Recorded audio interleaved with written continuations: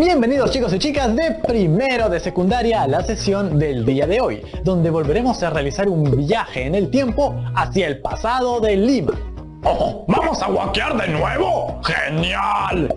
No, Tocino, ese no es el término. Yo sé que te refieres a volver a explorar las huacas de Lima. Sin embargo, huaquear es una actividad ilegal que implica el saqueo de este patrimonio de la nación. Y durante años nuestro país ha sufrido de este acontecimiento.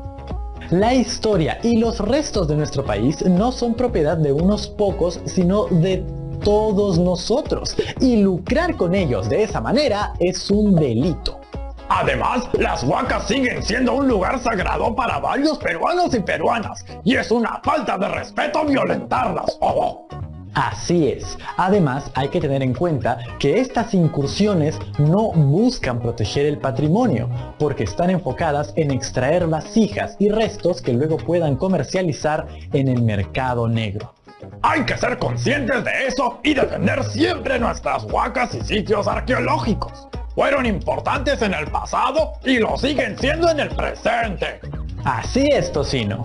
¿Y qué de ustedes, chicos y chicas? ¿Conocen algún centro arqueológico en su región o quizás en alguna región vecina? ¿Lo han visitado? ¡Qué genial sería vivir en un lugar donde hay una huaca cerca! En ellas se puede sentir la historia con tan solo estar ahí. Así es, y hoy aprenderemos más de este tema de la mano de mi amiga Norma Martínez y Sucedió en el Perú, con la segunda parte de las huacas de Lima. ¡Vamos a verlo! La cultura Lima tuvo su centro principal en Maranga, en el Valle del Rímac. Allí han quedado numerosos restos arqueológicos ubicados en los actuales distritos de San Miguel, Pueblo Libre y El Cercado. Su extensa área comprende los campus de dos universidades, la de San Marcos y la Católica, además del Hospital Naval y el zoológico Parque de las Leyendas.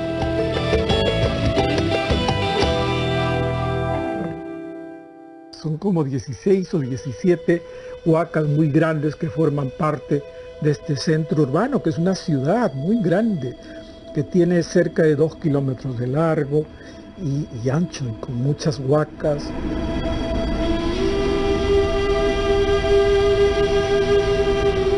La que hay, la grande, la que está en San Marcos, ahora es una de las huacas más grandes que hay en todo el Perú. Tiene una altura pues de más de 30 metros de alto, está hecha íntegramente a base de adobitos, una obra así millonaria en términos de esfuerzo.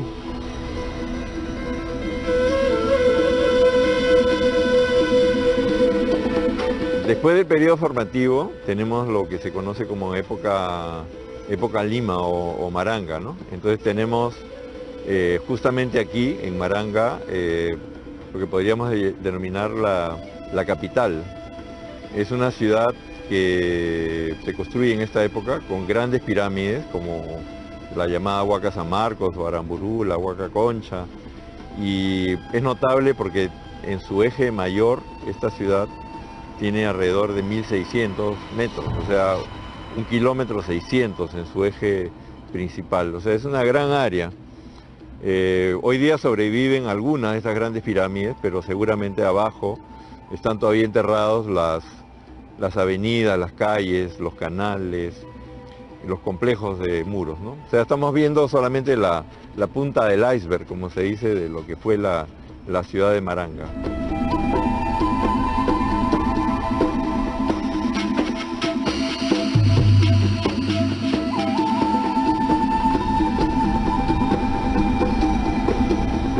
Aunque a primera vista no lo parezca, estoy en el Parque de las Leyendas, en el distrito de San Miguel, en el mayor complejo arqueológico de Lima. Se llama Maranga. ¿Por qué decimos que es el mayor? Por la calidad y cantidad de sus construcciones y por los restos que nos han dejado, que son verdaderamente sorprendentes. Una de sus huacas más importantes de este complejo es esta, donde estoy en este momento. Se llama Tres Palos y según los arqueólogos sirvió como templo observatorio en la época de los Maranga. Más tarde, durante los incas, fue un tambo. ¿Se acuerdan de qué cosa era un tambo? La verdad, yo tuve que chequear cuando lo leí antes de hacer este programa. Un tambo era un lugar de reposo, de aprovisionamiento, de depósito, de descanso, una especie de posada para los viajeros, una suerte de hotel de la época.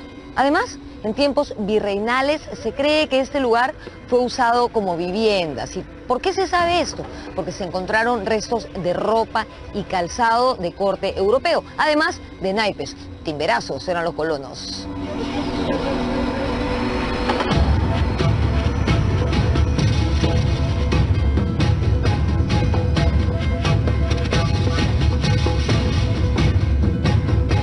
Maranga justamente llegó a una de sus máximos tamaños que tuvo durante época Lima. Fue la gran capital Lima de esta sociedad que te mencionaba hace un momento, pero luego también fue ocupada en tiempos Huari y luego en tiempos Ichma, ¿no? Estamos hablando también de una sociedad típica de la zona de aquí de Lima, pese a que se conoce muy poco sobre ella, y que se desarrolló aproximadamente entre los años 1100 a 1450, ¿no?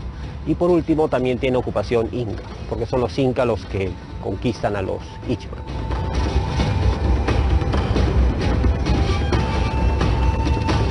Regresamos con uno de los complejos arqueológicos más monumentales de la capital, la Huaca Mateo Salado.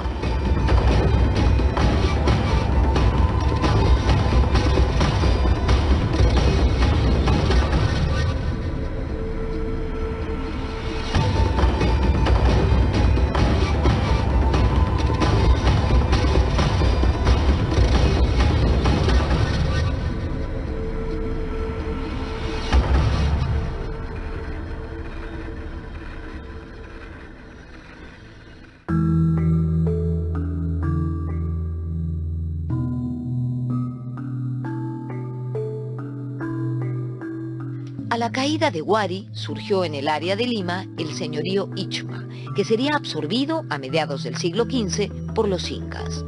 Por este motivo, la mayoría de las huacas reflejan en sus estructuras el paso y continuidad de diversas culturas costeñas, serranas y selváticas. Aquí venían gentes a vivir desde, qué sé yo, de Lambayeque, de Porrecuay, de Huaraz, venían de Nazca, de Ica, de Ayacucho, del altiplano, y convergían acá y vivían. Tenemos los restos a lo largo de toda la etapa. Esa es la razón por la que nuestra arquitectura en Lima, en tiempos prehispánicos, el tipo de asentamientos que hay en Lima, tiene la característica de incorporar las ganancias tecnológicas y los procesos de urbanismo que se dan en todas partes y se juntan acá y se procesan.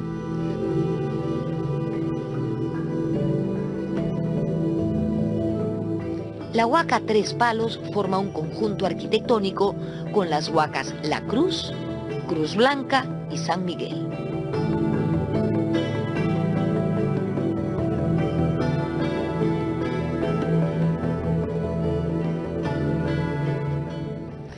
Esta es la Huaca San Miguel, que también se ubica dentro del Parque de las Leyendas. Pertenece al periodo de los reinos o señoríos regionales, es decir, aproximadamente a los años 1000 y 1450 de nuestra era. Este lugar fue un centro administrativo Ichma, construido a base de tapias, es decir, paredes de tierra amasada. También sirvió como depósito de alimentos. Aquí se encontraron plataformas, espacios rectangulares con banquetas y corredores unidos por angostas escalinatas. La Huaca San Miguel es un extraordinario ejemplo de lo que el esfuerzo y la inversión pueden hacer por poner en valor un espacio arqueológico como este. Mírenla, es hermosa.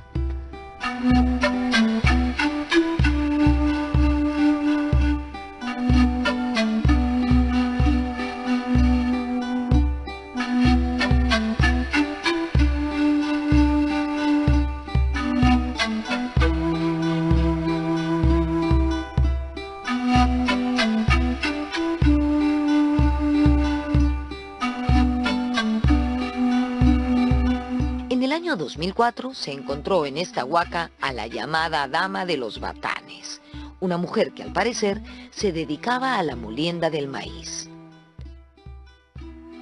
El complejo arqueológico del Parque de las Leyendas viene trabajando desde inicios de este siglo al mando de la arqueóloga Lucénida Carrión. El importantísimo complejo Maranga estaba conectado por un camino a Mateo Salado, que también era un extenso centro administrativo ceremonial de la cultura Ichma.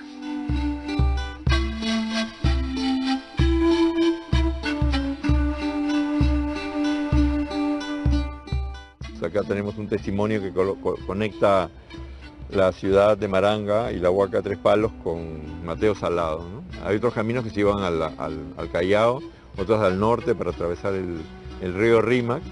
Claro, el problema es que hemos desarrollado ciudad sobre una ciudad sin reconocer que esa ciudad prehispánica tenía un valor, ¿no? Es como si Trujillo hubiera crecido sobre Chanchán. Esa es un poco la barbaridad que hemos hecho en Lima, ¿no?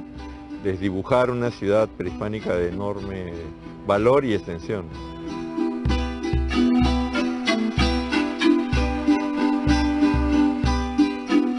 Mateo Salado fue un luterano francés que vino al Perú a mediados del siglo XVI, escapando de las persecuciones religiosas en Europa. Estuvo viviendo en esta huaca como un ermitaño, ¿no? Haciendo votos de pobreza, etc.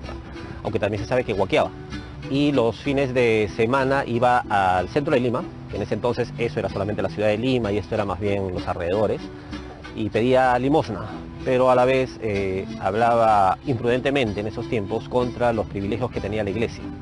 Y por eso fue acusado de hereje, fue aprehendido por la Inquisición y fue condenado a muerte y fue el primer ejecutado en la hoguera por la Inquisición acá en Lima, ¿no? Un 15 de noviembre de 1573.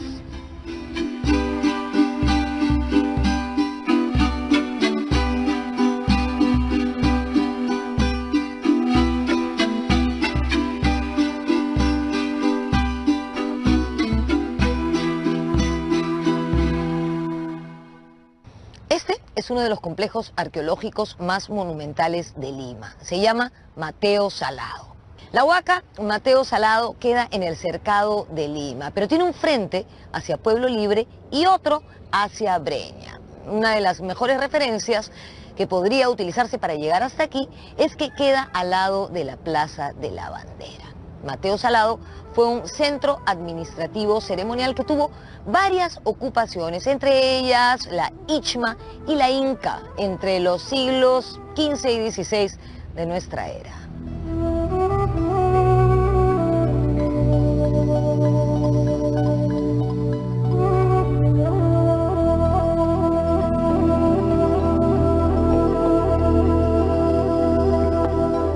Mateo Salado viene a ser de esta época Ichma e Inca, y se le llama Ichma a lo que equivale a Chimú en la costa norte, a lo que vaya a Ica o Chincha en el sur, y es una etapa inmediatamente anterior a la llegada de los incas a este territorio y produjo todo este conjunto de edificios a los que llamamos huacas.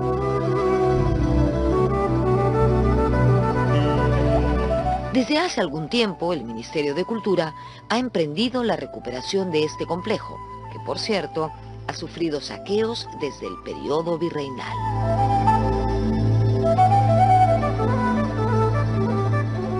Mateo Salado es un proyecto de largo plazo de recuperación de este sitio arqueológico que hasta hace 10 años pues se pensaba que iba a ser irremediablemente perdido, pero con dinero del Estado se ha ido interviniendo las pirámides para investigación, conservación y también habilitación para visitas. Pero desde el 2011 se ha venido aplicando un programa de proyección hacia la comunidad que busca que ésta se interrelacione positivamente con el sitio arqueológico.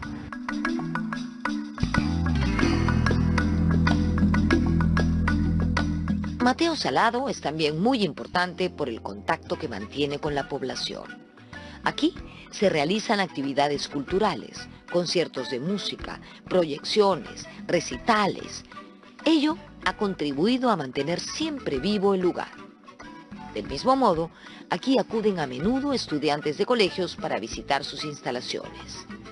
En el año 2010, además, se construyó la huaca para niños, que es una réplica con las características de la pirámide.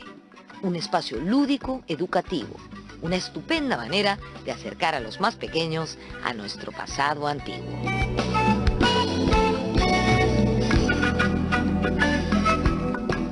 Tenemos una huaquita que hemos hecho para actividades con menores de edad, actividades lúdico-educativas, aunque también sirve como una suerte de auditorio, ¿no? Por las características que tiene, también nos ha servido para temporadas de teatro, para funciones de títeres, etc.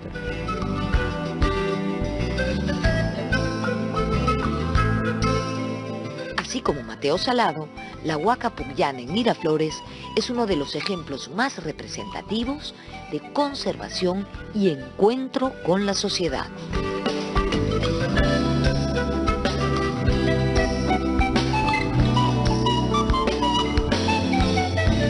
Tiene una larga trayectoria que a lo largo de mucho tiempo, recuerdo todavía a Félix Oliva, a Juan José Vega y todos ellos luchando para que esta huaca sea trabajada y tal. Se logró hacer y a lo largo de muchísimo tiempo, con la conducción de Isabel Flores, eso se ha ido manteniendo y es estupenda esa obra. Se le está dando ahí a la huaca el papel que debiera tener, es decir, un centro de convergencia donde la gente vaya, esté, quiera estar.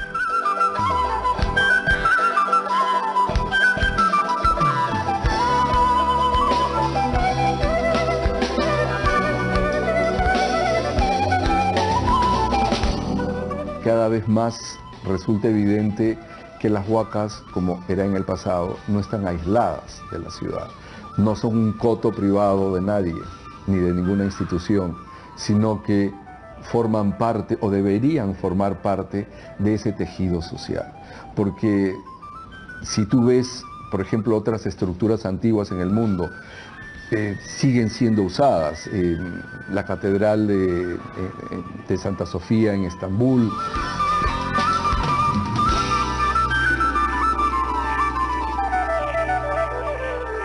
Volvemos con el final del programa, pero antes conoceremos la Huaca Huantille de Magdalena.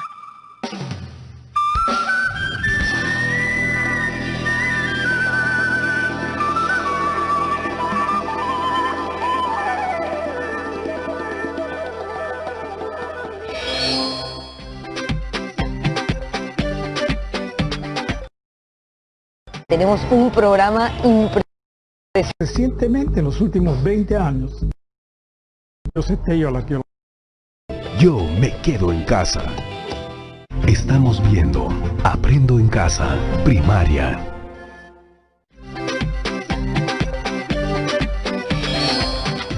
Y diríamos que gracias al impulso que le dio Julio Cetello a la arqueología peruana, comenzaron estas cosas a verse con más seriedad. Y recientemente, en los últimos 20 años, es que ya hay un proceso de mayor crecimiento del interés del Estado por estas cosas.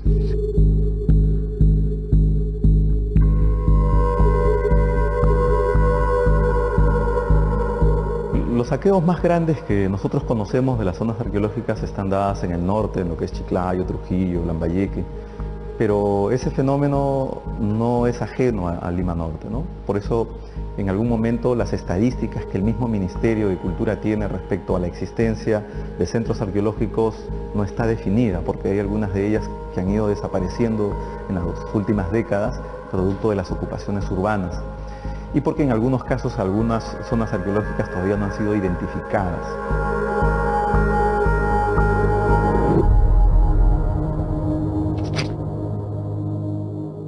Desde mediados del siglo XX, la ciudad aumentó su población de manera extraordinaria.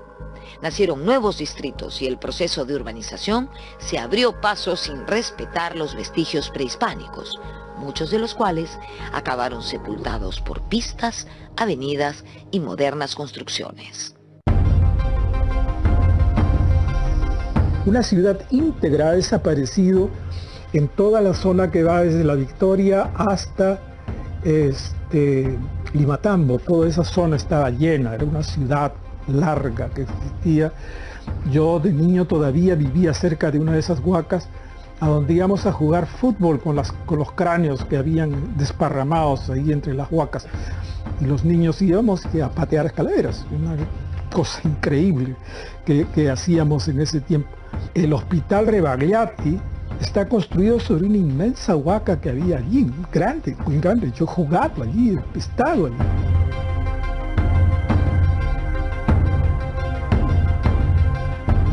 Hace un tiempo me puse a revisar cuántas capitales del mundo tienen arquitectura de más de 3000 años y son solo 5 ciudades del planeta, 5 capitales del planeta que tienen arquitectura que es más de 3000 años. Tenemos Damasco, Jerusalén, Atenas, Ciudad de México y Lima. Entonces, empezar a tomar conciencia de esa posición que tiene Lima en el contexto de capitales del mundo, con un legado que le da originalidad, que le da diferencia.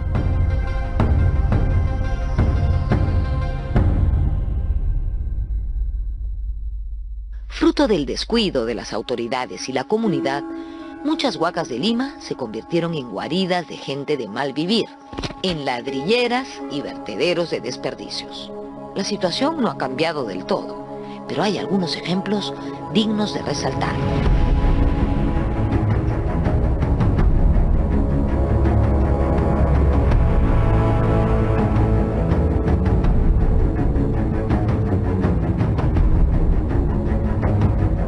Esta es la huaca Huantille, que queda en Magdalena, que perteneció a la cultura Ichma. Tenía varias pirámides, pero lamentablemente fueron destruidas con el paso de los años. De hecho, su extensión era muchísimo mayor. Probablemente ese edificio amarillo que vemos ahí era una pirámide, no sé, nunca lo sabremos. Esta huaca estuvo abandonada en los últimos años y fue un lugar inseguro, refugio de gente marginal y seguramente de todos los faltosos de los alrededores. Pero gracias a un esfuerzo de la municipalidad, del Ministerio de Cultura y de un grupo de arqueólogos, se comenzaron los trabajos de limpieza y restauración y también de iluminación de sus alrededores.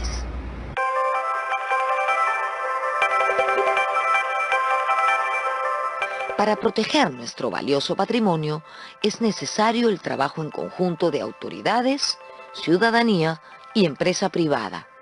Pucllana, Huantille, Parque de las Leyendas o Mateo Salado son hoy en día, en pleno siglo XXI, ejemplos de convivencia feliz y armónica de la ciudad con su patrimonio monumental precolombino.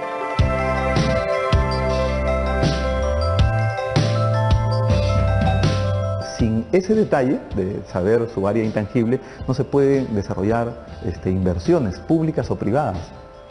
Porque es como cuando uno tiene una casa, un edificio, tienes que saber el metraje, el área intangible que uno tiene, ¿no? Y a partir de eso ir a hacer una planificación e inversión.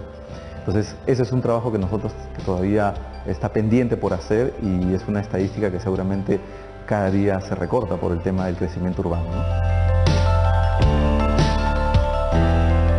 Tenemos que, de alguna manera, hacer un acto de contrición y revisar todas las barbaridades que se han dado en este espacio, ¿no?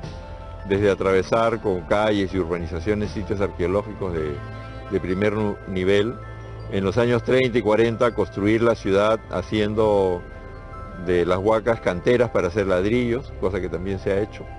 Entonces ese acto de barbarie creo que debe ser reconocido y luego poner en valor el patrimonio e integrarlo a la ciudad. Lo que queda de él tiene que tener una condición digna, tiene todas las condiciones para ser un espacio público ideal.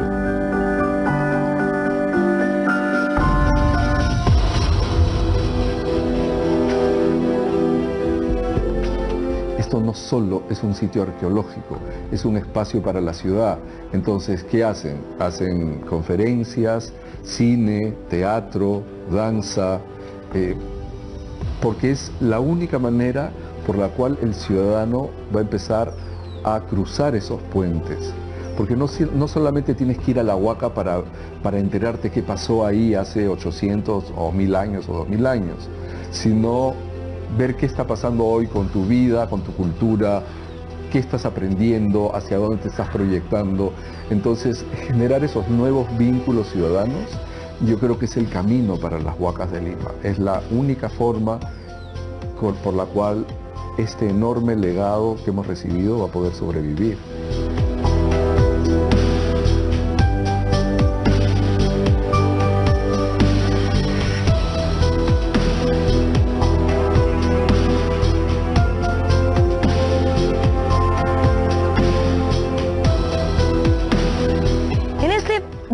Recorrido por algunas de nuestras huacas hemos encontrado verdaderas sorpresas como el Paraíso o Garagay, que yo no conocía.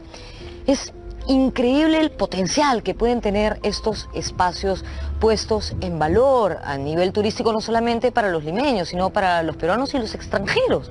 Por supuesto, imagínense un circuito integrado de las Huacas de Lima. Le daría a nuestra ciudad un atractivo adicional, de pronto haciéndola más interesante y no solamente una ciudad de paso hacia el Cusco o hacia otros destinos. Es nuestra responsabilidad, lo digo una vez más, ya deben estar cansados de esto, pero bueno, insisto, es nuestra responsabilidad cuidar nuestro patrimonio, porque lo que tenemos es envidiado por el resto del mundo. ¿Vieron, chicos y chicas? Las huacas no son solamente restos de aquello que existió en el pasado. Su sentido e importancia permanecen hasta el día de hoy. Pueden ser lugares de encuentro y donde construimos un vínculo importante con nuestro espacio y entre nosotros mismos. Díganme, ¿qué pensaron cuando vieron todas las actividades que podían realizarse en una huaca? Interesante, ¿no? Es una gran forma de honrar y respetar estos sitios que significan tanto para nuestro pasado y presente. Y recuerden, proteger el legado de nuestros antepasados es la tarea de todos nosotros, ciudadanos y ciudadanas. ¿Recuerdan que en la clase anterior les dejamos un reto con las huacas de Lima? Pues el día de hoy el reto consistirá en mirar a sus propias regiones o a las regiones vecinas. De la siguiente manera: cuadro por favor, lápiz y papel para apuntar las preguntas del cuadro. Luego de elegir un resto arqueológico de su región o alguna región vecina, describan qué tipo de fuente es respondiendo a las siguientes preguntas. ¿Qué tipo de fuente es? ¿Qué información me da? ¿Cómo puedo complementar esta información? ¿Por qué son importantes como fuente histórica? Todos en casa nos vamos a convertir en aprendices de arqueólogos, pero esta vez con huacas de nuestras regiones. Porque para valorar nuestra historia, nuestro país y nuestro mundo, es muy importante empezar con nuestras regiones y nuestras comunidades cercanas. Por eso, chicas y chicos, además de responder las preguntas del cuadro, quiero que hagan un comentario en el cual nos digan cuál es el estado en el que se encuentra este sitio arqueológico y cuál es su importancia. Y no olviden guardar su trabajo en el portafolio. ¿Lo tienen? ¡Perfecto! Nos vemos en la próxima sesión. ¡Chao, chao! Bienvenida una vez más a Aprendo en Casa. Hoy vamos a seguir conociendo sobre el área de arte y cultura. Vamos a recordar algunas costumbres que hemos adquirido para conocer una cultura que está al otro lado del mundo. ¿Ya sabes de lo que estoy hablando? Te doy algunas pistas. ¿Alguna vez has comido chifa o sushi? ¿Has visto Dragon Ball o Naruto? ¿Has visto la película El viaje de Chihiro o El castillo vagabundo? ¿Has escuchado o bailado K-pop? Seguro que sí. La cultura asiática está muy presente entre nosotros. Estoy segura de que muchas peruanas y peruanos han podido disfrutar de las manifestaciones artístico-culturales que la tradición asiática nos ofrece. ¿Sabías que la cultura peruana y la asiática manejan un montón de similitudes? Por ejemplo, la música andina y la música asiática se componen de una escala pentatónica. Eso quiere decir que manejan 5 notas musicales. A pesar de no hablar el mismo idioma, tienen similitudes sorprendentes. En el programa de hoy aprenderemos más de la cultura asiática gracias a nuestros amigos del programa Imperdibles, para luego responder el reto de la semana. ¿Listas y listos entonces? Muy bien, ahí va el video.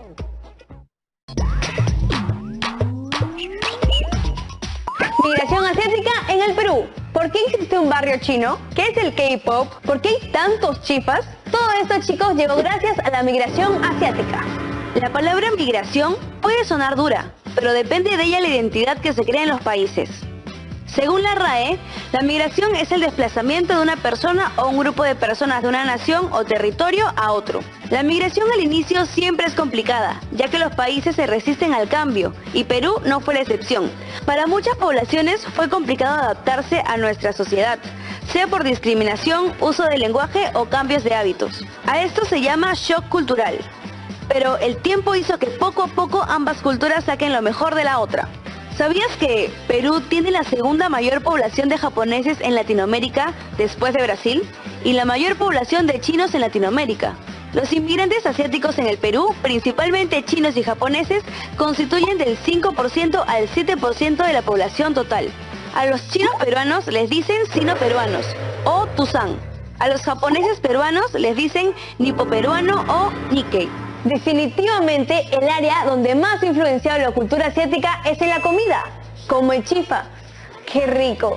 ¿Qué peruano no lo ha comido? El origen del chifa viene de la combinación del cantonés chi y fan, que significa comer arroz. En cuanto a la música, no podemos negar que existe una fanaticada fuerte por el K-pop y J-pop, los cuales son géneros de pop coreano y japonés. Y en el arte tenemos los mangas, que se leen de derecha a izquierda. Si no te gusta tanto leer, también están los animes, que se basan en historias de los mangas más famosos. A los amantes de este arte se les dice otakus, un término que hay que tomarlo con orgullo, porque hasta Pokémon es un anime, y nadie puede negar que es una gran serie. No podemos negar que somos fanáticos de todo lo que esa cultura le ha aportado al Perú. ¿Cuál es tu producto oriental favorito? Recuerda que estás a tan solo un paso de distancia para ir al otro lado del mundo. Este intercambio cultural es súper importante. Nos ayuda a abrir la mente. Literal, he visto unos animes más locos. Hasta se ha creado un estilo de vida que gira alrededor de todo esto. Un estilo kawaii. Y para saber más del tema, pasemos al hashtag PregúntaTag.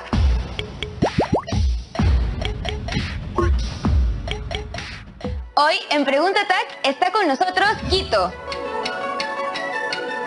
¿Y a qué te dedicas? Bueno, yo soy creador de contenido en la plataforma de YouTube. También trabajo actualmente como presentador de televisión acerca del K-pop. Realmente me encanta mucho y es un tema que me apasiona un montón. ¿Y cómo llegaste a ser influencer de este mundo? Bueno, no sé si soy como que tan influencer, sin embargo, creo que la pasión es algo que no tiene límites y es algo que me motivó a perseguir este sueño de ser creador de contenido acerca de este tema, porque el K-pop es muy diverso, es muy chévere, tiene realmente una producción audiovisual excelente y creo que la letra y el mensaje que transmite es muy lindo. Y las coreografías también son increíbles. Así es, sí. Así, pero ya todos parejitos, parecen unos robots. Sí, y bueno, ¿de qué hablas en tu canal de YouTube? Bueno, de hecho hago challenge, también hago parodias, reacciones al K-pop. También un poquito. Quería grabar un programa. Chicas, vamos a ir a un market coreano juntos y hacemos un challenge una vez. Que nos haga disfrazarnos e imitarlos y personificarlos y todo eso. Sacamos un acuario juntos, ya cerrado, quedamos en eso, de todas maneras. ¿Qué es lo que más te gusta de la cultura asiática? Bueno, en realidad, cuando pensamos en Asia, por lo general siempre pensamos en Japón, China, Corea. Sin embargo, tenemos que saber que la cultura asiática es bastante diversa y amplia. Son 48 países y 7 de ellos son euroasiáticos. Así que imagínense la diversidad que existe. Sin embargo, bajo mi experiencia propia de ser un chico criado bajo cultura asiática, me encanta mucho el valor y el respeto por la familia. Eso es algo que todos debemos tener bastante en cuenta. Y creo que eso como que se conecta bastante con la cultura peruana y latina, porque todos aquí amamos a nuestros padres, son nuestra adoración, somos bastante cariñosos con esos. Sin embargo, algo que me gusta muchísimo también es la comida. La fusión. Vamos a un restaurante juntos. ¿Y qué prefieres? ¿Chifa o maquis? Bueno, en realidad, justamente estos dos platos son fusión, ninguno es propiamente chino o propiamente japonés. Creo que el chifa es extremadamente rico, existen muchos platos así, pero suculentos. Sin embargo, yo creo que los maquis tienen mi corazón, ¿ah? El acevichado es mi maqui favorito. ¿Y has hecho cosplay alguna vez? La verdad que no he hecho cosplay, me encanta el cosplay porque de hecho los chicos son súper talentosos y además que ellos invierten bastante tiempo y dinero, hacen una puesta en escena. Entonces eso a mí me encanta un montón porque no solamente tienen que vestirse, sino también interpretar al personaje y actuar. A mí me parece increíble, incluso algunos cantan también, entonces es increíble, sí. ¿Cuál es tu grupo de K-pop o J-pop favorito? Bueno, de J-pop me encanta AKB48, son unas chicas súper lindas y talentosas. Y en el K-pop me encanta BTS, que significa Beyond the Scene, que viene a ser como que mucho más allá de la puesta en escena. Porque estos chicos, además de ser súper talentosos, cantan, bailan muy bien, transmiten unos mensajes increíbles. Las letras de sus canciones hablan sobre ir en contra del sistema, hablan sobre la educación, sobre la depresión, que son temas que actualmente a muchos jóvenes les afecta. E incluso el amor propio, que yo creo que es básico para toda persona. Creo que sin amor propio no hay nada, así que a querernos mucho. Sí, últimamente son muy conocidos BTS. Todas mis amigas de promoción bailan sus coreografías. Y se aprenden sus coreografías, suena por todos lados. Así es, de hecho se está como que, digamos, occidentalizando un poquito más. De hecho han estado en los VMAs, en los Billboards, en el show de Ellen, entonces creo que ya se están dando un poco a poco más a conocer y creo que eso es lo genial, ¿no? Que podamos como que aceptar a otras culturas y otro tipo de música sin ningún tipo de prejuicios. Sí, ¿y qué prefieres, manga o anime? Bueno, en realidad yo recibí mi primer manga a los 4 años y uno de Pokémon Adventure, estaba todo en japonés y estaba como que súper así confundido. Y por eso guardo cierto cariño por los mangas.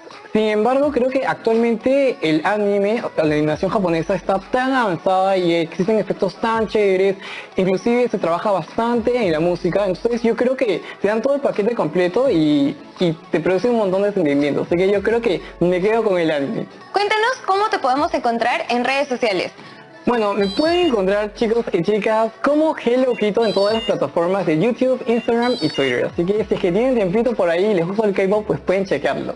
¿Puedes invitar a los chicos a que vean Imperdibles en japonés? A ver, intentaré. Hi, konnichiwa, Quito desu. Minasan, Imperdibles o miru onegaishimasu. Arigatou gozaimashita. Bueno, creo que dijo que tenían que ver Imperdibles, ¿no? Imperdibles y gracias por todo. Pero es más, chicas, ustedes también pueden como que dar las gracias en japonés. Pueden decir arigatou gozaimasu. Arigatou gozaimasu. Ajá, muy bien. Bueno, Quito, arigatou gozaimasu. Eso ha sido todo en Pregunta Tag.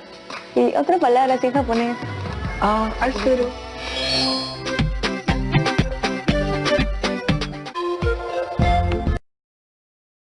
Estoy construyendo el país. Sobre lo que sienten.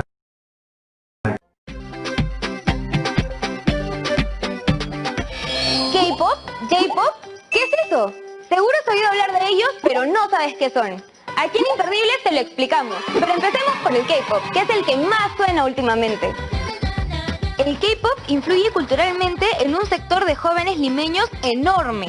Este género musical llegó hace 10 años y es parte de la ola coreana o Hallyu, movimiento cultural que surgió a finales del siglo XX.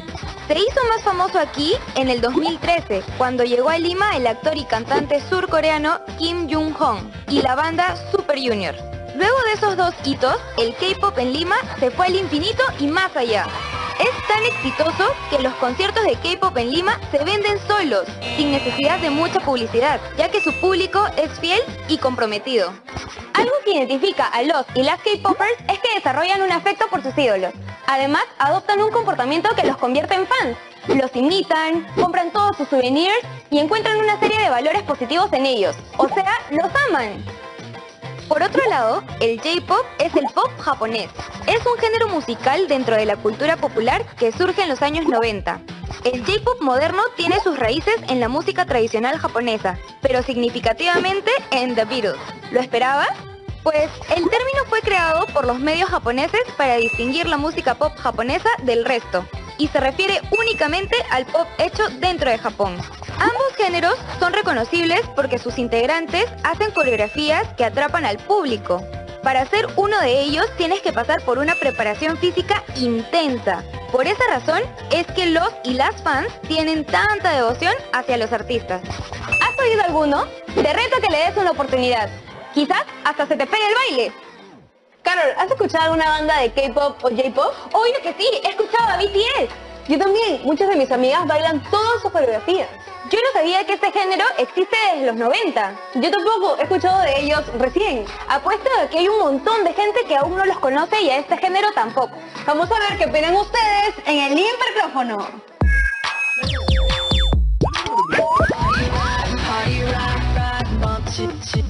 Es un género musical coreano, que sepa, y no me gusta la persona. Que yo sepa, es un género musical coreano y no me gusta. Sé que es un género de música coreano y no me gusta. La verdad es que no sé nada, pero tampoco me gusta.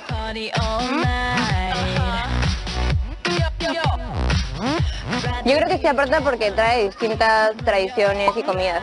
Sí, porque a lo largo de los años nos ha traído varias tradiciones y costumbres y a la gente le gusta. Yo creo que sí, han traído distintas tradiciones y costumbres. Sí, aumenta en varios aspectos a su biodiversidad, su cultura y sus tradiciones.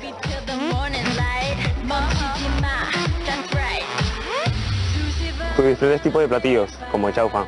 El chifa. Mayormente los animes me gustan bastante porque son una forma de expresarse y un dibujo muy bueno. Además las diferentes comidas que nos ha traído la cultura oriental. La verdad, el anime y cosas así. ¿Alguna vez has querido bailar como tus bandas de K-pop favoritas?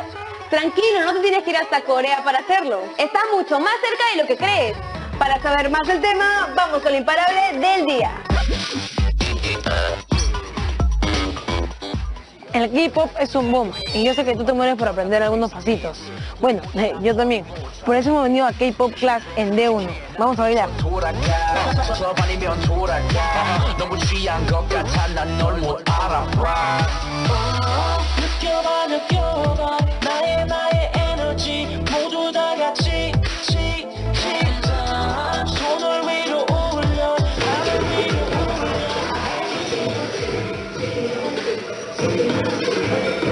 Jenny. ¡Oh, Karin! ¿Qué tal? Espérame.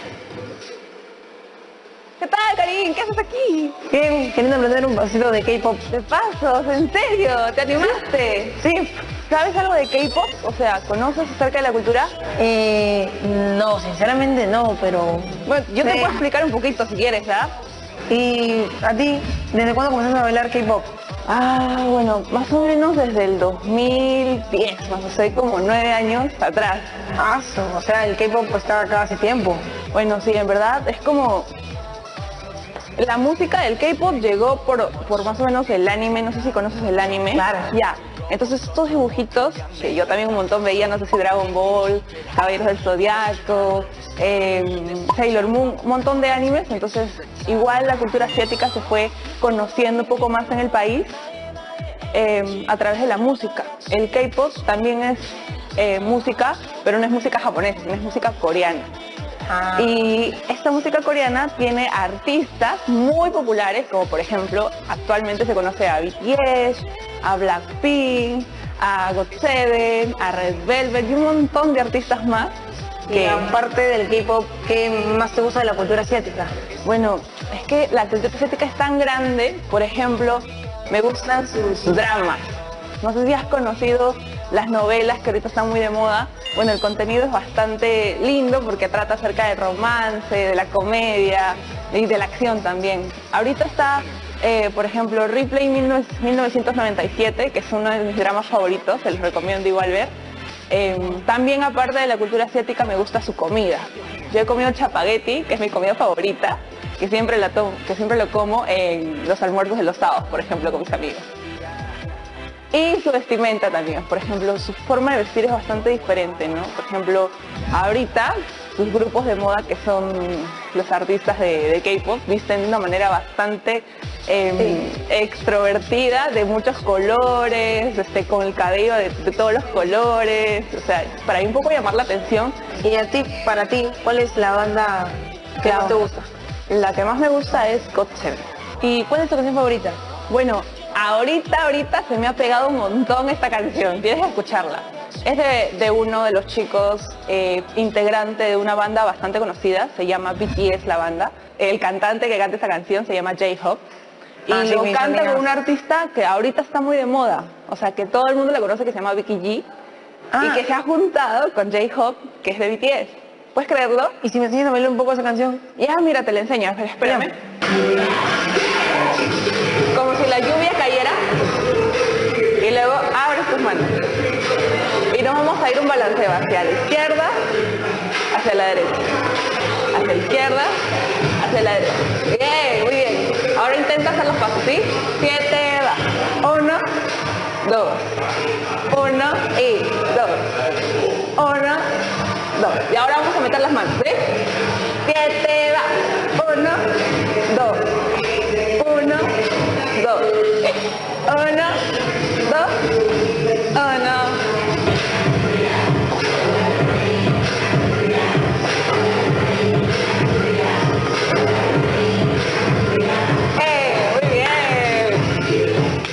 Oye, pero eres un macapo bailando eso de K-pop, ¿ah?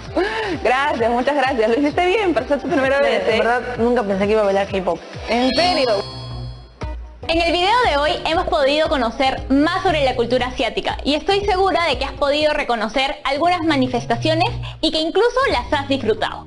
Entonces, ¿están listos para el reto de hoy? El desafío de hoy consiste en elegir una manifestación artística de la cultura asiática. Puede ser un manga, un anime, un baile, una canción o cualquier cosa que te guste. Investiga sobre ella para luego grabar un video donde explique sus características, mensajes y significados. Finalmente, cuéntanos cuál es el impacto que esta manifestación ha tenido en tu vida. Te doy algunos consejos que podrían servirte. Planifica tu video y escribe un texto que no necesariamente tienes que seguir al pie de la letra. Luego de eso, haz unas tomas de prueba. Grábalo y edítalo. Si todavía no te animas a salir en cámara, no hay problema. Puedes probar utilizando diapositivas. Lo importante es que te diviertas con este reto. Nos vemos en el próximo programa. ¡Chao! Mi nombre es Jonathan Hernández y esto es Aprende en Casa, una iniciativa del Ministerio de Educación donde aprender es más divertido. El día de hoy nos toca hacer un nuevo viaje por las ciencias sociales. ¿Recuerdan que la vez pasada vimos un video sobre nuestros símbolos patrios? Iniciamos nuestro análisis sobre la historia del himno nacional, cómo este se adapta a las emociones del pueblo e incluso cómo guardaba relación con el sentir de muchas peruanas y peruanos.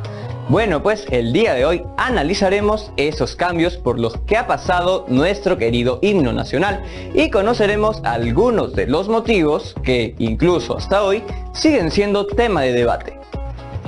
Ahora, quizá nos estamos preguntando, ¿por qué se dieron tantos cambios? Y sobre todo, ¿cuán importantes han sido los símbolos patrios para seguir construyéndonos como país? Seguro que encontraremos diferentes respuestas y estas serán hipótesis válidas, siempre y cuando estén sustentadas en fuentes confiables. Para poder analizar este tema con más profundidad, veamos el siguiente video. En medio del ambiente de guerra y de caos que se vivía en la capital, no se pudo conservar la partitura original del himno. Fue así que, a lo largo del siglo XIX, se realizaron varias interpretaciones de la Marcha Nacional a partir de la versión original. Cuando el himno fue tocado por primera vez en 1821, no quedó una versión oficial, no quedó una partitura ni manuscrita ni impresa, y en el ínterin la gente en el Perú sacaba arreglos propios del himno nacional, lo tocaba de memoria, había quedado en el imaginario popular. Era un momento bastante difícil, las imprentas casi no producían y los músicos, la gran mayoría de los músicos eran lo que se denomina músicos de oído. Así es que Bernardo Alcedo, al momento de hacer las partituras del himno nacional, tenía un problema. ¿Cuántos sabían leer eso? De tal manera que en algún momento tuvo que musicalizarlo él con algunos amigos para poder enseñárselo a la mayoría de los músicos. Una de esas partituras, creadas a partir del himno original, la guarda el historiador Eduardo Torres Arancibia. Al parecer, esta versión data de la década de 1840 y lleva por nombre Marcha Patriótica para la Ciudad de Lima. Podría tratarse de la partitura más antigua que se conserva de nuestro himno nacional. Un colega mío que sabía de mis aficiones musicales y del interés que tengo por la investigación musicológica me dijo: esta partitura te va a interesar. Entonces yo la recibí, la transcribí inmediatamente, la escuché y resultaba que se trataba de una versión del himno nacional. Entonces yo dije, bueno, debe ser una de las tantas versiones del himno que se dieron en el siglo XIX. La partitura que tiene Torres Arancibia puede ser la más antigua debido a varias razones. En primer lugar, no se llamaba Himno Nacional del Perú, se llamaba Marcha Patriótica para la Ciudad de Lima. Era una partitura manuscrita, lo cual ya de por sí es muy importante, y estaba compuesta para un instrumento viejo, un instrumento que se llama fortepiano, que es el antecesor del piano. Tuve la oportunidad de encontrarme con un musicólogo chileno que llegó a ver fotos de la partitura e inmediatamente se dio cuenta de una cosa que yo jamás me hubiera dado cuenta, ¿no? El sello del papel, es decir, la marca del impresor del papel pentagramado. Y resulta que se trataba de una compañía inglesa, porque la partitura había llegado de Londres, y ocurre que esa compañía solamente había funcionado entre 1840 y 1845. Entonces, esta partitura que, como les digo, venía de Londres, no tiene largo tiempo, y es justamente lo que avala también su antigüedad, porque cuando el himno fue concebido por Alcedo, el largo tiempo no existía. A mediados del siglo XIX, el gobierno repartía gratuitamente en las escuelas elementales de la capital el catecismo patriótico y catecismo cívico. Allí se difundía la letra del himno nacional, con el objetivo de transmitir a los escolares valores cívico-patrióticos. En 1864, el maestro Alcedo retornó al Perú y encontró toda esa serie de versiones surgidas a partir de su creación original. Al regresar al Perú, ¿no?, invitado por los gobiernos, es donde él encuentra este problema con su himno. Y es donde ahí él entra en una suerte de conflicto con algunos músicos por las versiones que se tocaban del himno. Músicos extranjeros, unos suecos, algún italiano, sacaban arreglos no autorizados por Alcedo, y esos eran los que se tocaban, ¿no? Cuando regresa Alcedo encuentra este panorama, ¿no?, que su himno ha sido pues arreglado, tocado de diferente manera, impreso sin su permiso y sin su autorización, y él quiere poner orden. Entonces él saca ya la que sería su versión oficial, que es la versión que ya se conoce y que ha sido interpretada, que es la versión de 1864. Cuando él retorna al Perú se encuentra con varias versiones del himno nacional. En tanto, Carl Johan Eklund, el director de la banda del ejército, era quien había hecho la versión que se vendía impresa en Lima, y Alcedo mismo le dice: esta no es la versión del himno nacional. Entonces, ¿pero cuál es su versión? Alcedo pide unos días y crea otra introducción al himno nacional.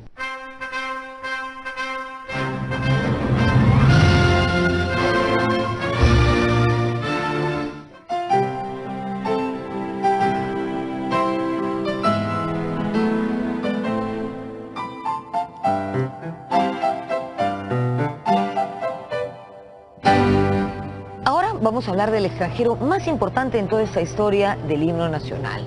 Me refiero a Claudio Rebagliati, un italiano, violinista, director de orquesta, compositor, que llegó a nuestro país en el año 1863, cuando solamente tenía 20 años, y se quedó en el Perú durante toda su vida.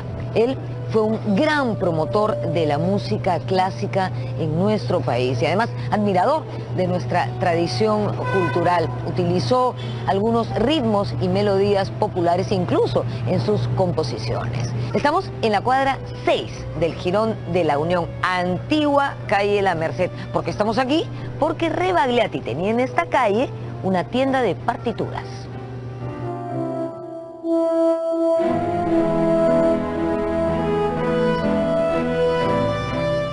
Como hemos dicho, Rebagliati llegó al Perú en 1863 y al año siguiente, en 1864, José Bernardo Alcedo regresó a nuestro país luego de haber estado durante 40 años en Chile.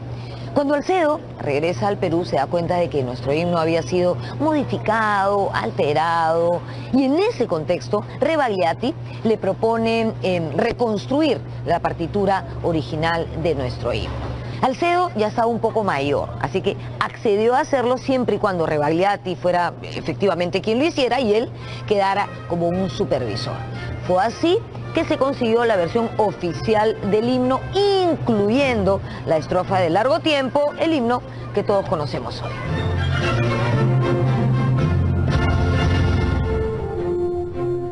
Esta versión, hecha por Alcedo y Rebagliati, data del año 1869.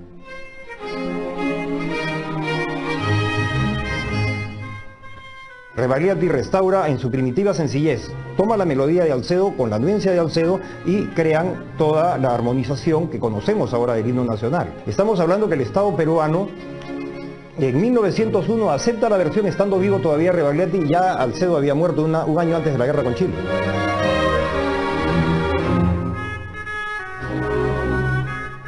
El himno nacional que hoy cantamos es un himno de alguna manera hecho a dos manos, entre Bernardo Alcedo y con los aportes de Rebagliati, y que tuvo que salir una ley en 1913 para oficializarlo.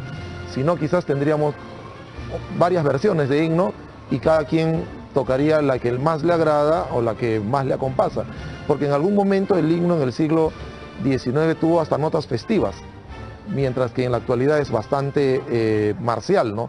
Bastante cuadriculado, por decirlo de alguna manera. Y entre ambos hicieron una suerte de himno que calzara un poquito más con las vivencias del siglo XIX y no tanto con la independencia.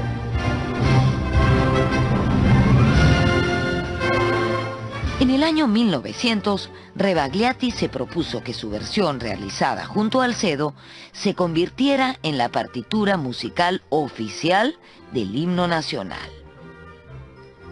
Fue así que el gobierno organizó una comisión especial presidida por el reconocido compositor José Valle Riestra, y en mayo de 1901 se aprobó la restauración del himno nacional.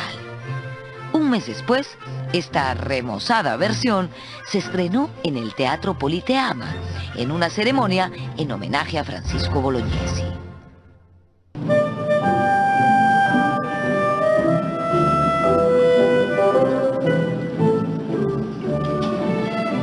En esta versión renovada destacó la nueva introducción.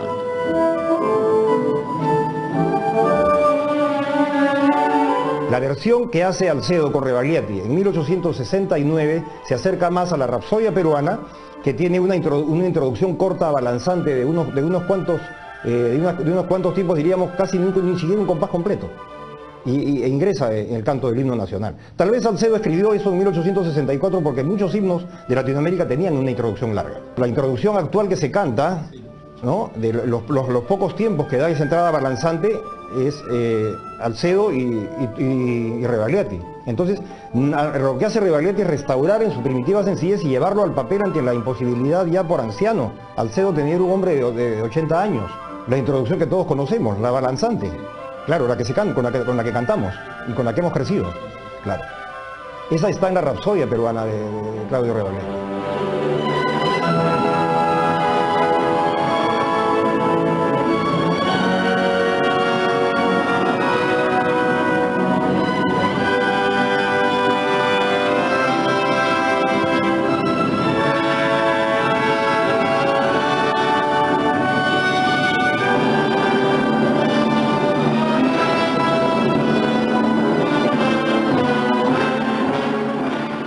También en 1901 se convocó a un concurso para renovar la letra del himno por considerarla en parte antihispana.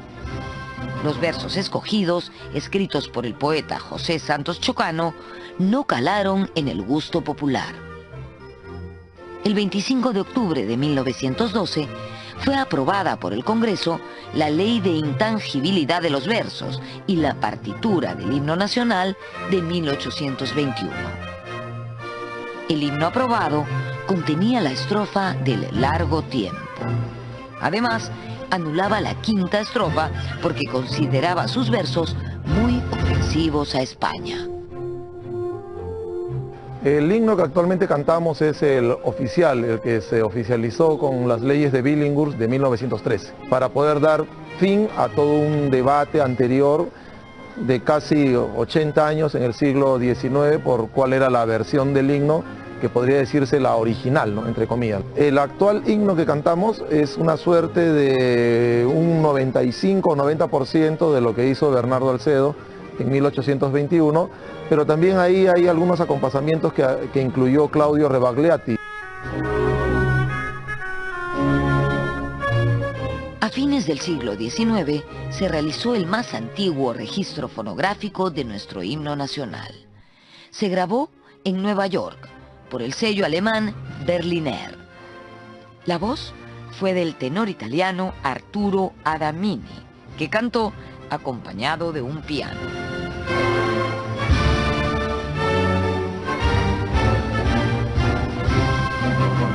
Generalmente se piensa que es por encargo, ¿no? Cuando la industria discográfica empieza a grabar discos, graba a los elementos locales, a los artistas propios del país, ¿no? Estamos hablando de empresas disqueras en aquella época, como la Sonofon, ¿no?, los cilindros Edison.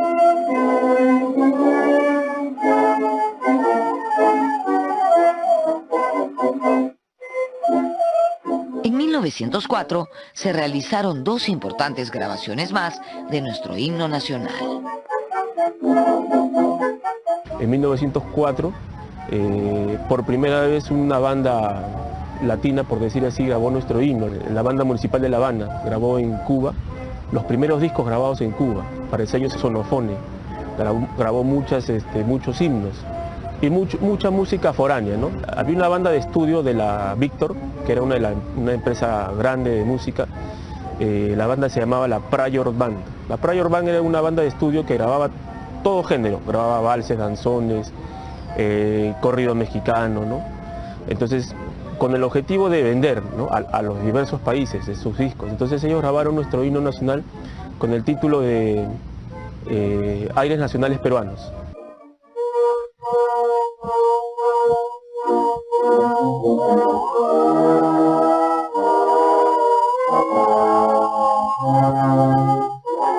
En 1905, una banda mexicana, la Curtis Band, grabó nuestro himno para el sello Columbia. La banda era dirigida por el reconocido director Carlos Curti. Eso se grabó en Nueva York.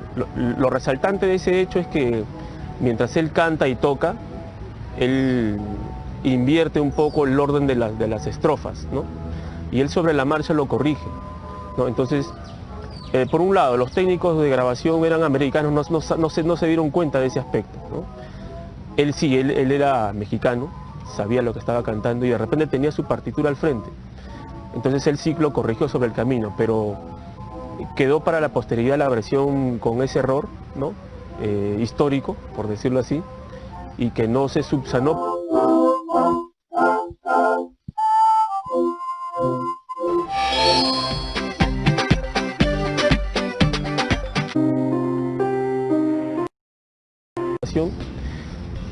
Y que le tocó que le tocó ellos grabaron solamente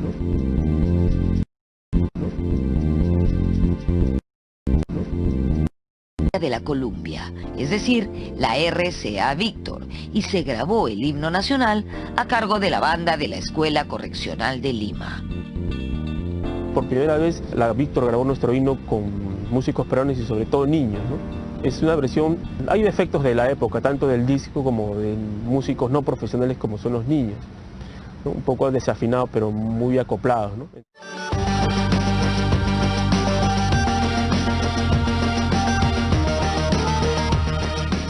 Con motivo de las Olimpiadas de Berlín de 1936, el gobierno del general Óscar Benavides encargó al reconocido músico alemán Leopold Weninger una versión orquestal de nuestro himno nacional. Porque cuando Revaliati presenta en 1901, deja 3 versiones. Diríamos la de banda, con instrumentos de viento y percusión. La de orquesta sinfónica, cuerda, viento y percusión, en la parte del canto. Y la parte, diríamos, la versión de piano y canto, estas 3 las archivan en diferentes dependencias del Estado. Lo que posteriormente hace Weninger, Leopold Weninger, escribe la versión, tomando la versión de banda para orquesta sinfónica, pero sin cambiarle una nota, sin cambiarle notas. La versión de Weninger se acoge a la versión original, lo que cambia es el timbre. O sea, no están los saxofones del tiempo de la partitura original de Revaliati, pero sí están los timbales, están otros instrumentos. Entonces no cambia en esencia la obra. No cambia en esencia la obra como para decir que es otra obra, no es otra obra.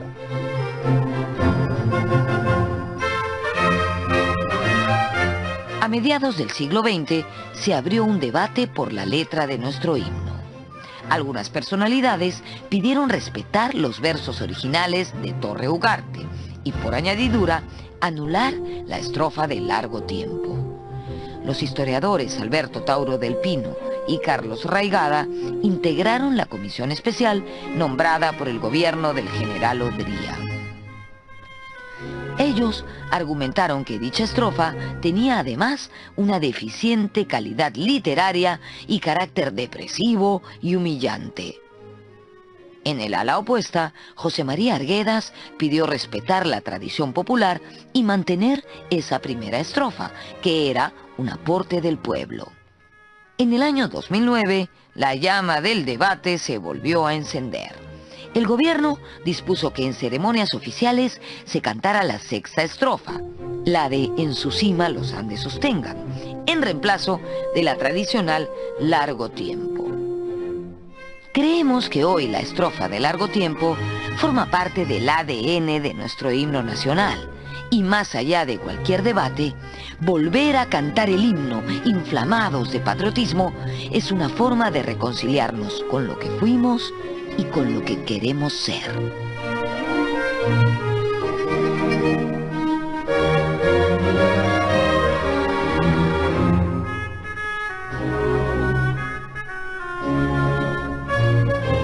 A esa melodía que ya va a cumplir 200 años y que es inalterable, porque la melodía sí de que todos tarareamos es igual desde 1821 hasta ahora y en todas las versiones, que se escucha en todas partes del mundo, en Europa, en Rusia, y que la gente pues lo sienta con emoción. Yo creo que este es el mejor homenaje que se le puede hacer a Alcedo. Creo que ahí está garantizada la inmortalidad de Alcedo, que sufrió mucho por su condición social, por cómo trata el país a los músicos, etcétera, etcétera, y que se vuelve a confirmar lo que no se ha dicho en voz alta, que José Bernardo Alcedo es el primer músico nacional.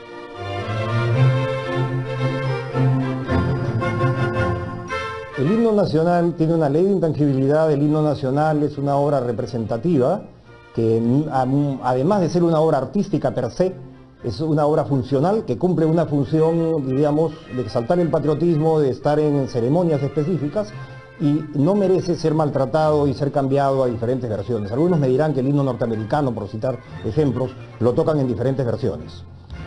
Pero acá existe una ley de intangibilidad. Acá lo que probablemente musicalmente es posible, legalmente es imposible.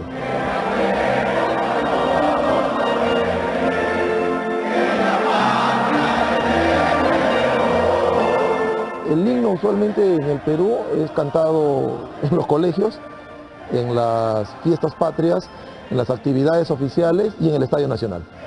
Y en el Estadio Nacional como que el himno es un grito de guerra. Si se tocara el himno en la vía pública, serían muy pocos los que se parasen a cantarlo o respetar la bandera, seguirían caminando. Pero en el estadio como que la cosa se transforma y se convierte quizás en ese en esa canción de guerra que significaba para las tropas durante la independencia, ¿no? Parece que el estadio ha reemplazado estos espacios, ¿no?, de lucha por la independencia.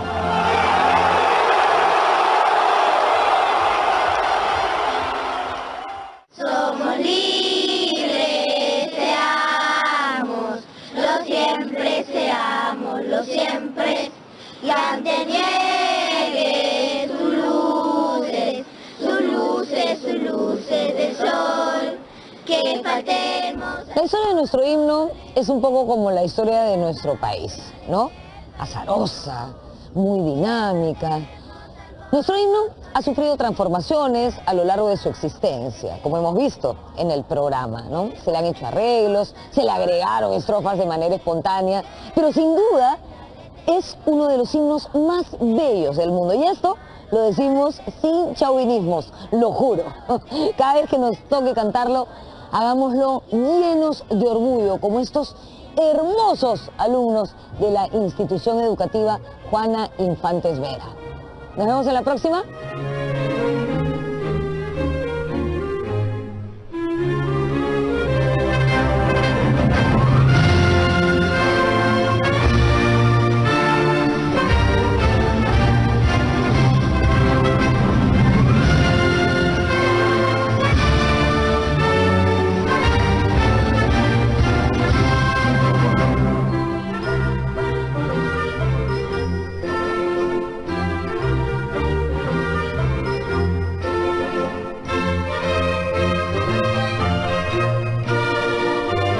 ¡Ya estoy de vuelta! Acabamos de ver un video que nos explica cómo nuestro himno nacional ha ido sufriendo cambios a lo largo de la construcción del Perú republicano.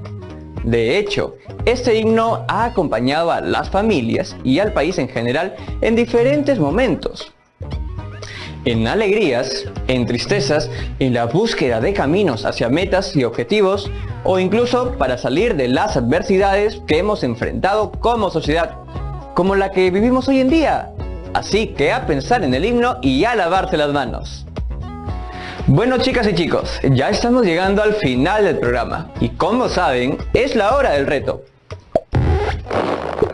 El reto del día de hoy es elaborar un organizador visual que presente los principales puntos de vista en torno a la pregunta: ¿cuán importantes han sido los símbolos patrios para seguir construyéndonos como país?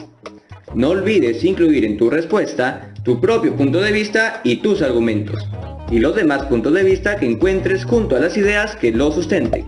Recuerden que pueden compartir sus trabajos con primos, tías o algún familiar. Es importante que puedan registrar sus trabajos y guardarlos en su portafolio.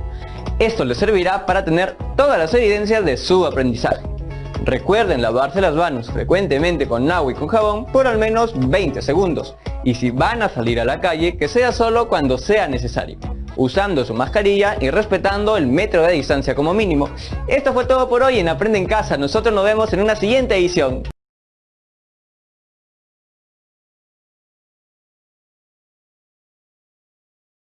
¿Cuáles son tus canciones favoritas? Uy, me gustan todas, pero creo que en este momento sería No te vayas de Camilo y There's Nothing Holding Me Back de Shawn Mendes, porque me gusta cuando el cantante siente la canción. ¿Y la tuya? Yo no tengo canciones favoritas, menos artistas favoritos, pero me gustan todas. Siento que todas tienen una buena vibra y se han esforzado mucho en hacerlas. Me pregunto, ¿cuál será la canción favorita de la invitada del día de hoy? Probablemente una de sus canciones. Hoy, en hashtag Pregunta Tag, una artista increíble y sobre todo peruana.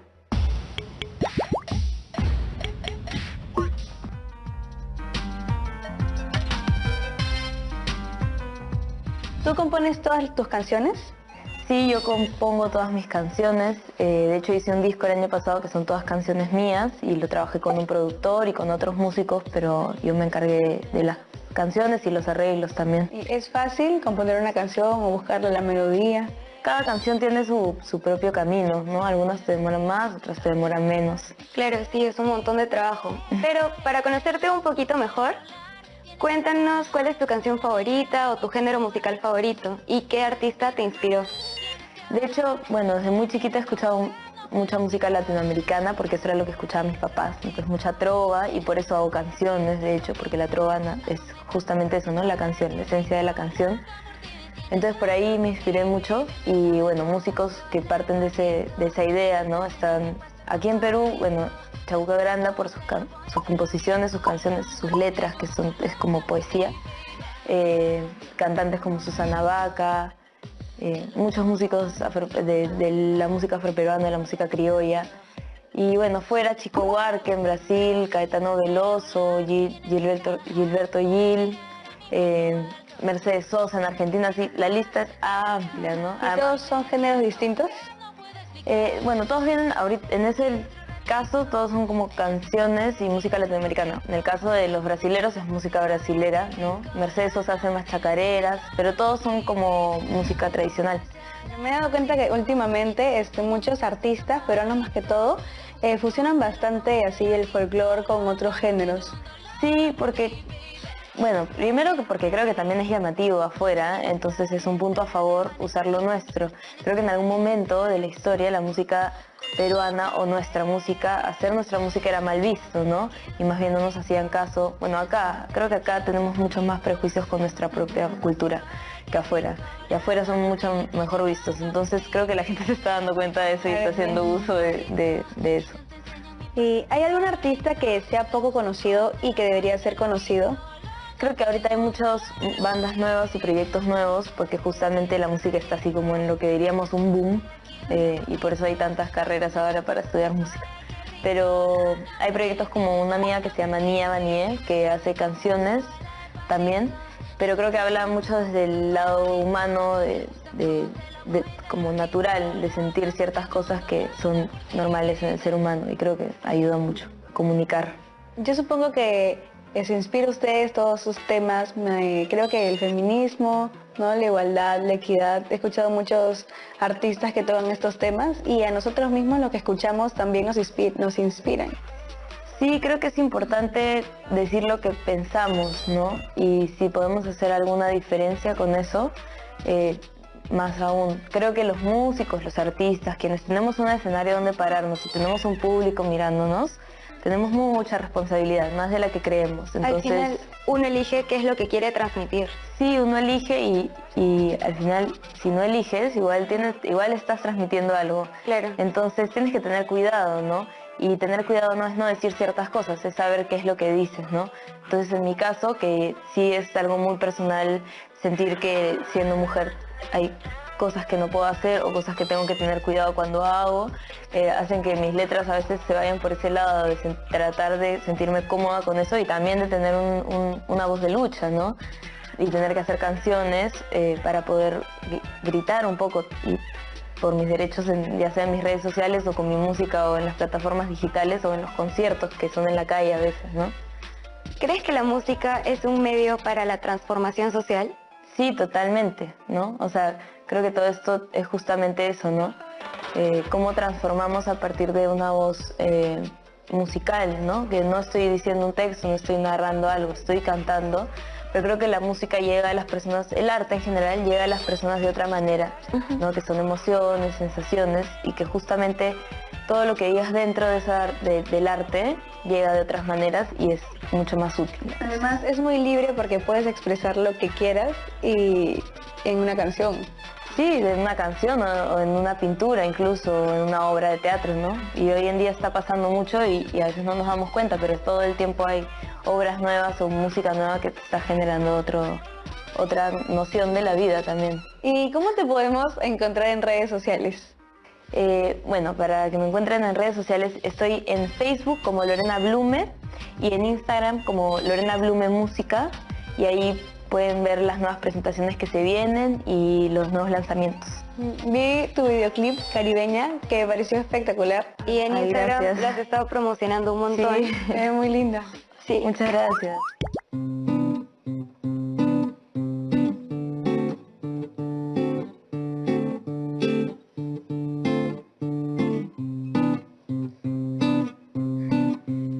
Caminé triste por la vereda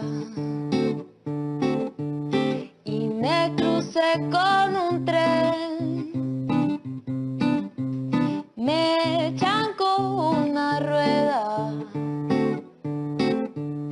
y me empecé a sentir bien. negra, pero era de necesitar un poquito de afuera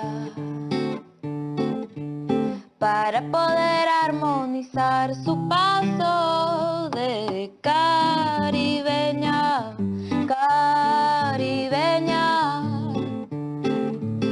caribeña,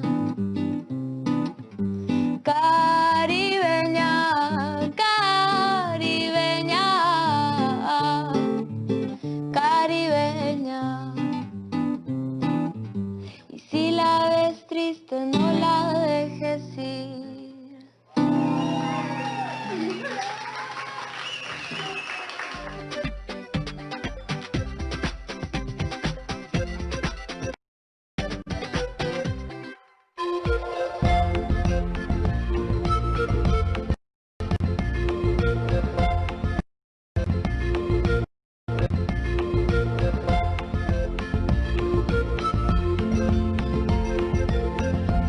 TV Perú, somos todos.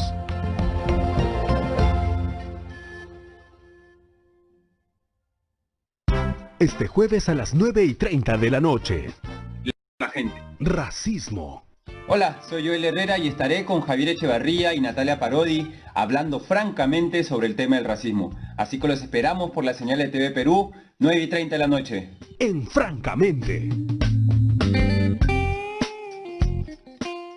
Hola, soy Araceli Quispeneira, peruana de Maripón, Motupe. Este sábado a las 9 de la noche, en modo bicentenario, te contaré mi historia. Liftoff of the Falcon 9 and Crew Dragon, go NASA, go SpaceX, Godspeed, bottom dog. Ingeniera astronáutica, miembro del telescopio espacial James Webb de NASA. Desde aquí estoy construyendo el país que tanto imaginamos. Modo Bicentenario, los sábados a las 9 de la noche por TV Perú. Yo me quedo en casa. Aprendo en casa llega hasta ti donde estés. En TV Perú, de lunes a viernes inicial a las 9:30 de la mañana, primaria a las 10 y secundaria a las 2 de la tarde. Puedes seguirnos también en vivo a través de nuestra página web www.tvperú.gov.pe o nuestro fanpage oficial en Facebook. Y si la mañana no te alcanza, Canal IP te invita de lunes a viernes a las 3:30 de la tarde, inicial a las 4, primaria, y a las 8 de la noche, secundaria. Recuerda que Radio Nacional también está con Aprendo en Casa. Secundaria, de lunes a viernes a las 8:30 de la mañana. Programa de educación temprana y educación básica especial. Los lunes y miércoles a las 10 de la mañana. Inicial, de lunes a viernes a las 11. Primaria, los lunes, miércoles, jueves y viernes a las 3:30 de la tarde. Educación básica alternativa, de lunes a viernes a las 5 de la tarde. Más detalles en el fanpage de Nacional o en www.radionacional.com.pe. Con Aprendo en Casa, crecemos contigo. A continuación, Mundo Animal.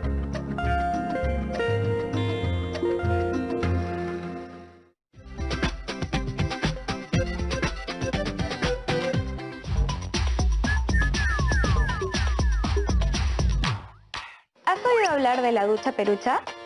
Es un proyecto de la ONG La Comuna donde muchos músicos peruanos trabajan con nosotros por el ahorro del agua. Músicos como Pelo Madueño, Pedro Suárez Vértiz, Laguna Pai, Chabelos, Galabrí, Lala, Nova Lima, Tierra Sur, Bareto, Canacu y el Tigre, Autobús han creado varios remixes de 5 minutos cada uno y el reto es que tu ducha dure lo que dura el remix. ¿Sabías que si te duchas en 5 minutos ahorras 150 litros de agua al día? Así que te reto a la ducha perucha. Cifras de la Organización Mundial de la Salud indican que diariamente las personas demoran entre 10 a 15 minutos en bañarse. La meta es que sean 5 minutos. En una entrevista con la directora de la comuna, Pamela Flores dijo: al apoyarnos en una plataforma digital como Spotify, nos aseguramos que los remixes permanezcan alojados en ese espacio. Lo que sí debemos hacer es continuar generando conciencia. Sabemos que la repetición del mensaje es importante para que llegue a calar, más aún si buscamos generar un hábito. ¿O acaso me vas a negar que la mejor parte de tu día es poner música a la hora de bañarte? ¿Aún no crees que la música puede cambiar el mundo? Pruebas científicas afirman que la música tiene un impacto positivo en la concentración, la memoria, la creatividad y muchos otros aspectos del desarrollo del ser humano.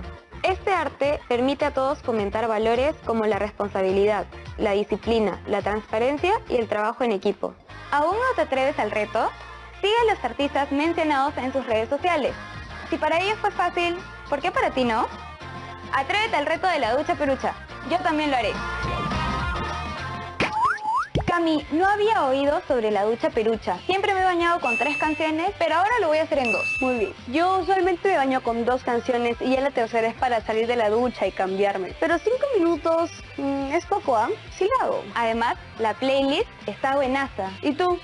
¿Cuánto te demoras en bañarte? Veamos el hipercrófono para saber eso.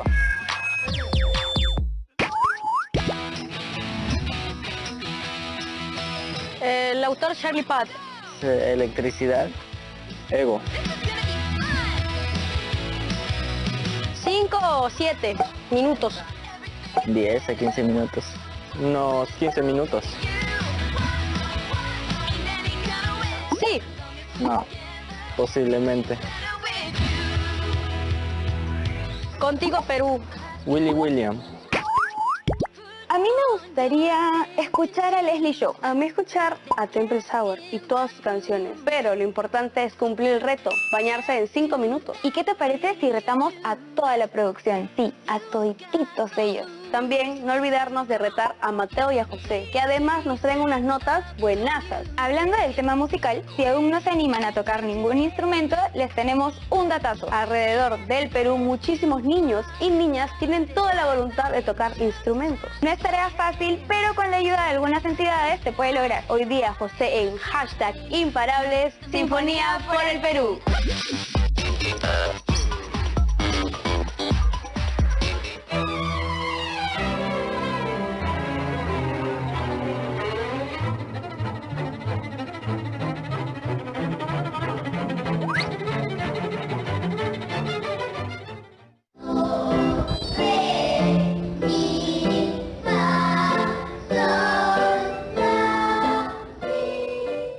Hola Carol, hola Cami. Bueno, estamos aquí con Erika, la directora de Sinfonía por el Perú, Núcleo NEL.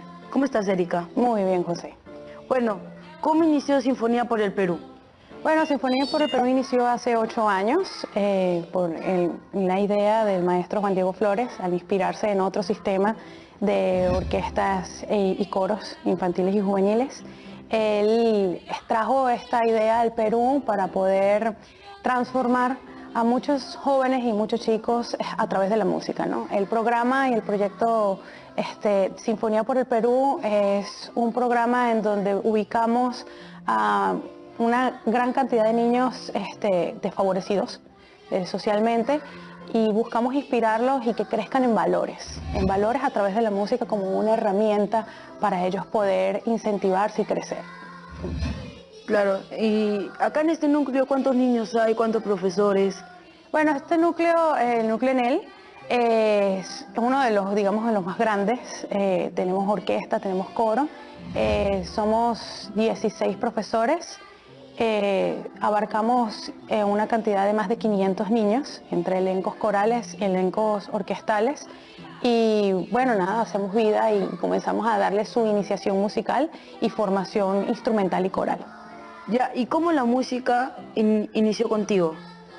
Bueno, principalmente yo soy formada en el sistema de coros infantiles y juveniles de Venezuela, ¿no? Empecé en un núcleo como tocando con trabajo. Bueno, y todas las experiencias que estos chicos aquí las están teniendo, yo las viví, las tuve. Crecí en una orquesta infantil, comencé en un coro, fui a la orquesta infantil, después orquesta juvenil, después hicimos la profesionalización, entonces toda mi vida estuvo... ¿Toda tu infancia acá? Toda mi vida prácticamente, mi vida es esto. Y bueno, vengo al Perú prácticamente a darlo todo, ¿no? También enseñar. Y enseñarle a muchos chicos que este camino es genial, es maravilloso. ¿Y cómo podemos ser parte de Sinfonía por el Perú? Bueno, primero, tener muchísimas ganas de aprender música, tener la disposición total y absoluta de estar en nuestro programa y bueno, siguiéndonos en nuestra web y también en las redes sociales a través de Twitter, Instagram, Facebook y YouTube. Ahí van a encontrar una valiosísima información de dónde estamos. Bueno, no solo estamos en Lima, estamos en varias regiones del país y bueno, queremos seguir creciendo para poder seguir llevándole a todos los chicos y jóvenes música y oportunidades. Y bueno, yo no me voy a ir si no aprendo a tocar uno de esos 3 instrumentos. ¿Me puedes enseñar? Bueno, te puedo enseñar a dominar algo. Las notas musicales. De las notas musicales, sí. Ya, listo. Vamos a ver.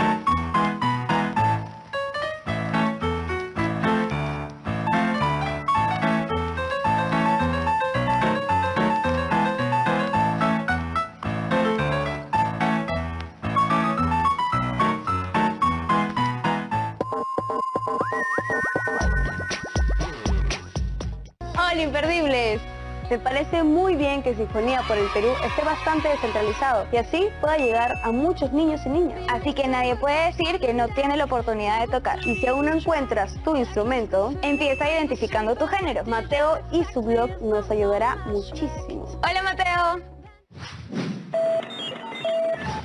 Hola Cami, hola Carol, hola gente.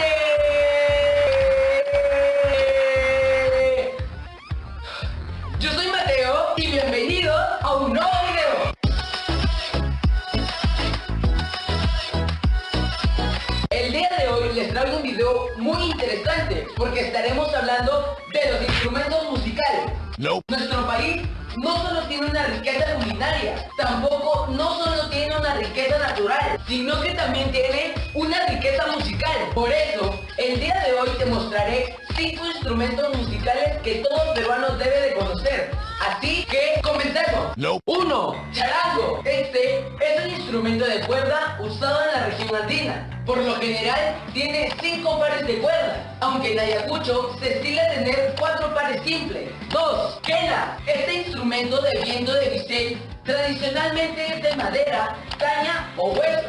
Se sabe que se tocaba en el Imperio Inca y ahora ya conquista el mundo entero. 3. Cajón peruano. Es un instrumento de percusión de origen afroperuano y de uso extendido en varios ámbitos musicales como el jazz, música latina y folclore afroperuano. Dato curioso, ¿sabías que el cajón peruano es uno de los pocos instrumentos donde el músico se puede sentar sobre él? 4. Arpa andina. El arpa es un instrumento de cuerda. 4. Arpa andina. El arpa es un instrumento de cuerda. Tiene su origen en Europa, pero fue traído por los conquistadores y adaptada por los indígenas a sus necesidades. Abro paréntesis. Este instrumento me trae muchos recuerdos porque le gustaba a mi querido papicoco, mi abuelito. ¿Y a ti? ¿Qué instrumentos te trae recuerdos? Cierro paréntesis. 5. Zampoña. La zampoña, también llamada siku, es un instrumento de viento compuesto por tubos de caña, agrupadas en 2 hileras, una superior que se llama arca de 7 tubos y una inferior de 6 tubos llamada ira, y se toca y suena así.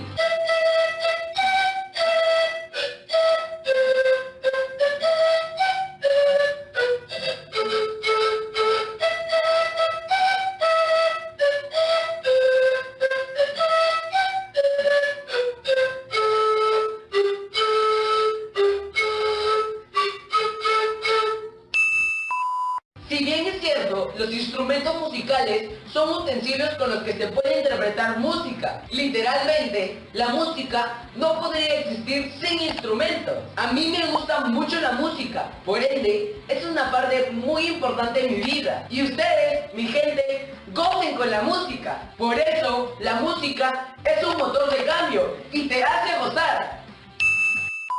Bueno chicas, esto ha sido todo por el video de hoy. Espero que les haya gustado. Y recuerden que pueden verme en un próximo programa. Y no se olviden de seguirnos en nuestras redes sociales y suscribirte en nuestros canales de YouTube que estarán apareciendo por acá. Adiós chicas, hasta la próxima. Chao gente. Ya estoy de vuelta. ¿Ya vieron? La música realmente puede ser una herramienta para cambiar el mundo. Por eso, yo también me voy a sumar al reto de la ducha perucha y me bañaré en solo 5 minutos, escuchando la música que más me gusta. Y así ahorraré 150 litros de agua al día. ¿Y ustedes qué música piensan escuchar para este reto?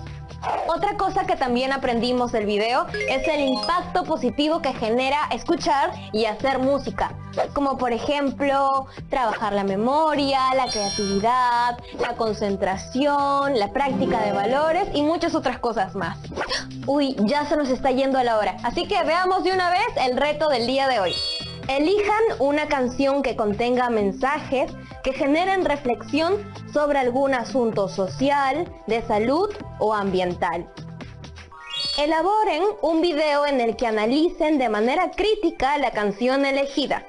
Para ello, investiguen el contexto en el que fue creada la canción para explicar sobre los mensajes que transmite, sobre el impacto que ha generado en ustedes y sobre cómo la música puede ayudar a cambiar el mundo. Si prefieren, pueden elaborar su video utilizando diapositivas animadas, incluyendo imágenes y audio. Esto ha sido todo por hoy. Nos vemos en un próximo episodio de Aprendo en Casa. Chau, chau.